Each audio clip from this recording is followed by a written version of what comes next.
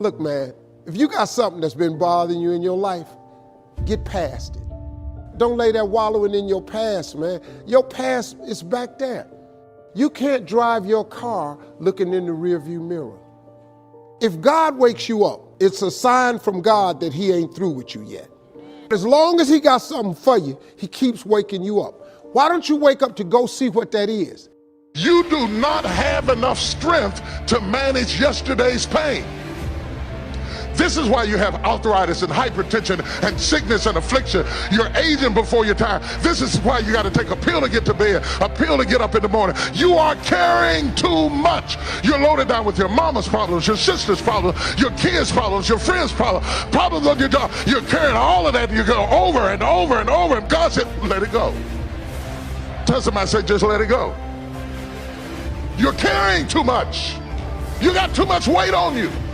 You're 40 years old, still upset about who didn't raise you, who wasn't there for you, what your mama said about you. She always liked your sister better than you. And you sit up there 50 years old, grieving over something that happened when you were 8. That's why your relationships are failing, because you have never divorced yourself. And you're carrying with you the pains from the first relationship over into the second one. Jim, don't do that. That's exactly what Fred gets to do. Jim don't even know who Fred is. You're going to bed with 5 people every night. Everybody who ever been with you, everybody who ever betrayed you, they still in the bed with you every night. No wonder, how could you sleep? Put them people out of your bed. Put them out of your head. Put them out of your mind. Touch 3 people and say, let it go, let it go. So often our mind is either in the past, focused on what didn't work out, mistakes we've made, or it's in the future, worried about our finances. What if my health doesn't improve? The problem with being in the past or being in the future is you will miss the present. Today is a gift from God. Are you fully engaged, loving your family, appreciating the simple things in life? Or are you in yesterday? The reason some relationships are not healthy is you came home from work, but you didn't really show up. Your mind was somewhere else. Or you went to the office, your body was there, but your mind was in yesterday, thinking about what you should have done better. If you're going to be fulfilled, you have to be there when you get there. Not show up and be in the past, live in regrets. Come into today. Yes, it's good to have goals, but you can't be so focused on what's next that you miss what you have right now. I know people that lost what they had going after what they wanted. You can miss who your spouse is, all the great things about them, because you're so consumed with your business, with how you're going to fix that problem. But the people in your life are not always going to be there. Don't take them for granted. When you're with your family, give them your time. Life goes so fast. At home, you're present. You eat dinner with the family, but are you connected? Are you making the most of that moment? Or are you in tomorrow, worried about your business, wondering how the finances are going to work out? Are you in yesterday, bitter over who hurt you, thinking about what they said?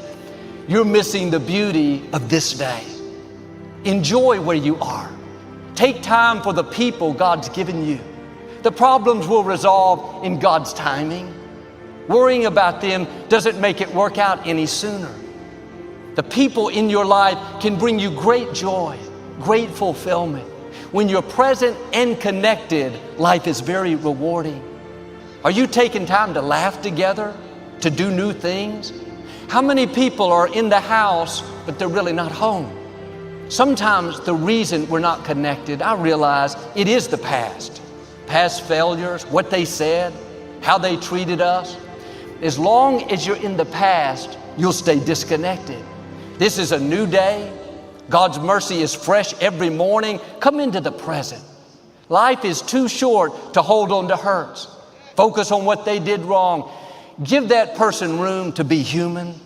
If you got someone who you feel has wronged you and you carrying that, that's like a cancer. And all it's doing is eating away at you. No matter who you're in relationship with, No matter how good of a person they are, at times they're going to disappoint you. Focus on their good qualities. Focus on the reasons you fell in love. When you were dating, that person could do no wrong. I mean, when Victoria and I were dating, I would go anywhere with her. She could have said, let's go see this electrical plant. I would have gone. It's not what we were doing, it's who I was doing it with. She had my full attention. Over time, life can happen. We face challenges, pressures at work. It's easy to let that press us down. We become sour. We don't enjoy our spouse anymore. We have a list of all the things they've done wrong. The easy way out is to disconnect. God didn't put that person in your life by accident. Don't wait till they're gone till you recognize what you had. Get plugged in. Don't hold grudges. You're a team. Make your partner better. Encourage them. Help them to reach their dreams. All the negative things in the news, it's easy to become sour and heavy. Keep that tension out of your home. Your home should be a place of peace, a place of joy. When your mind is in the past, you can't enjoy the present. When you're focused on the hurts, what they said, it's going to keep you from the beauty of this day. Someone may have done you wrong, but you can't stay in yesterday and enjoy today.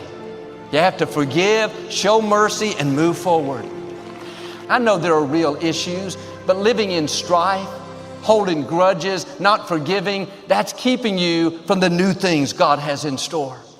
Learn to enjoy where you are while you're on the way to where you're going.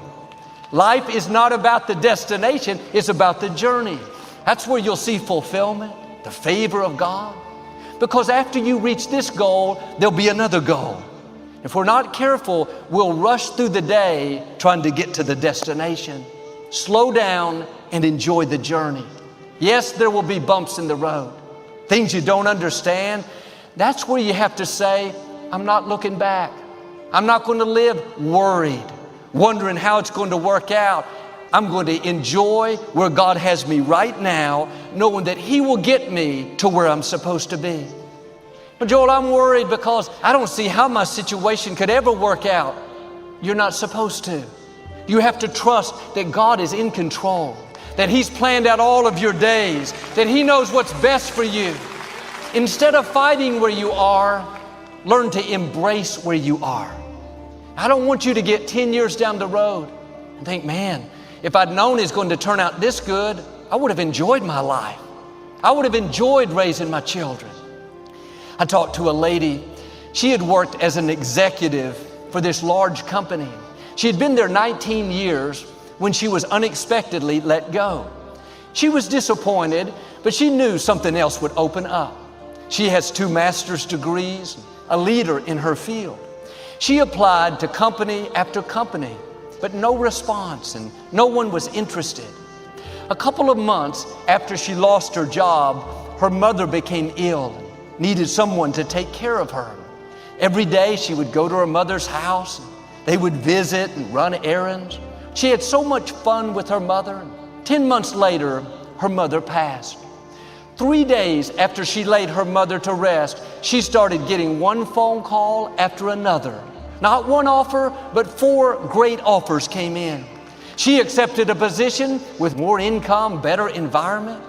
Look at how God works. That closed door, that doesn't make sense. She could have been sour, lived upset. Why is this happening? But she made this choice to not live in the past, to not live in the future. Why won't anything open up? What if I can't find a job? Instead, she took that time to enjoy where God had her. She embraced where she was, believing that God was directing her steps. Had she not done that, she would have missed that time with her mother. Don't fight where you are, embrace where you are. Make the most of each day. Yes, she was disappointed that she was let go, but don't let the past keep you from seeing the good things in your life right now.